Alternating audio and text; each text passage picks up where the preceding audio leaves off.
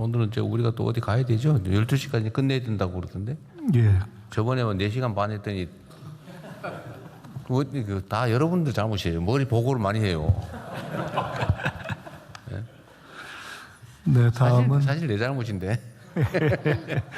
오늘은 12시까지 끝내보도록 하겠습니다. 예, 고위험 임산부 신생아 및 응급의료체계 개선 방안을 복지부 장관님 보고해 주십시오. 네, 고위험 임산부 신생아 및 응급의료 체계 개선 방안에 대해서 보고드리겠습니다. 우리나라는 최근 들어서 35세 이상 산모 그리고 쌍둥이 등 고위험 분만과 신생아 비중이 눈에 띄게 증가하고 있습니다. 25년부터 중증 권역 지역 모자의료센터 체계를 구축하고 전원 전담팀 진료 협력 체계 시범 사업을 추진했지만 과중한 업무 강도 그리고 의료 사고에 대한 법적 부담 등으로 전문 인력은 매우 부족하고 분만 기관 간의 연계, 이송 미비 등으로 인해서 현장에서는 미수용과 수용 지연 사례가 발생하고 있습니다.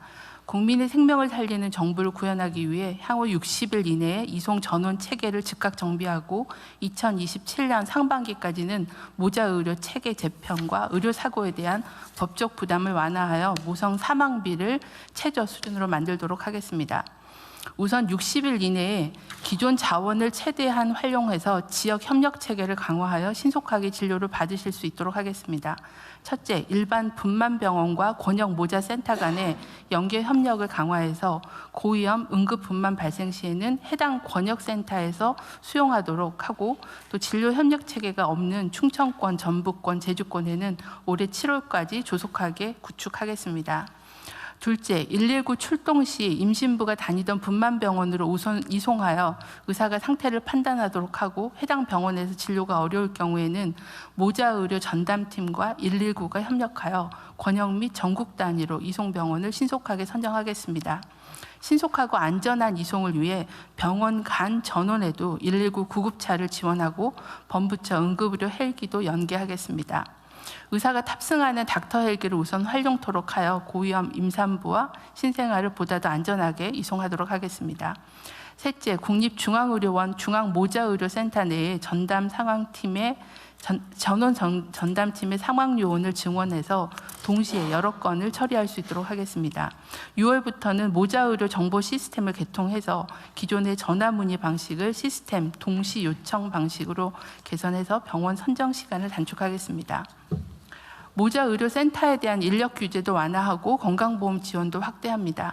야간 휴일 등 의료 현장에 부족한 인력을 보완하기 위해 지역 내에 분만병원의 전문의를 활용한 시간제 근무 등 다양한 근무 형태를 도입하겠습니다. 임신 주수, 미숙아의 상태, 비수도권 여부 등에 따라서 모자의료센터에 추가로 건강보험 지원을 확대하겠습니다.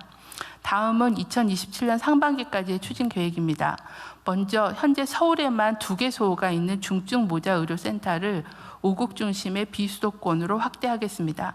응급 상황 발생 시에 즉시 환자를 수용할 수 있도록 중증센터에는 신생아 중환자실 예비 병상을 확보하겠습니다.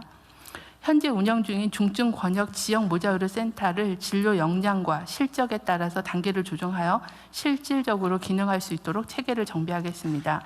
또한 센터별 역할과 의무를 명확히 해서 역할 수행 여부에 따라 재지정하는 제도를 도입하겠습니다. 비수도권을 중심으로 지원을 강화하겠습니다.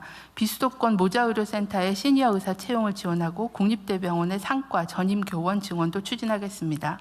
건강보험을 통해 성과 기반 보상도 비수도권부터 단계적으로 도입하고 운영비도 확대해 나가겠습니다. 필수 의료 분야 의료진이 안심하고 진료할 수 있도록 의료 사고 부담을 완화하겠습니다. 지난해 말부터 분만 등 필수 의료 전문의를 대상으로 의료 사고 시에 최대 17억까지 보장하는 고액 배상 보험의 보험료 지원을 해왔습니다. 오는 6월부터는 그 대상을 응급의료센터, 신생아 중환자실 전문의까지 확대하겠습니다. 또한 불가항력적인 분만 사고에 대한 국가 보상 대상을 산모 사망뿐만 아니라 산모의 중증 장애까지 확대하겠습니다. 지난 4월 개정된 의료분쟁 조정법 시행을 차질 없이 준비하여 분만, 응급 등 고위험 필수 의료 행위 의료 사고에 대해서는 수사나 형사 기소에 대한 부담을 경감하겠습니다. 법 시행 전이라도 개선된 수사 절차를 현장에 먼저 적용할 수 있도록 법무부, 경찰청과 긴밀히 협조하겠습니다.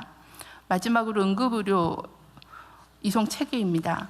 올해 호남권에서 실시 중인 이송체계 혁신 시범 사업의 4월까지의 실적을 살펴본 결과 하루 평균 체중증 환자의 사망자 수는 감소하고 권역응급의료 센터가 중증 환자를 수용하는 건수를 증가하는 등 미수용 문제를 완화하는 데 효과가 있는 것으로 판단하고 있습니다.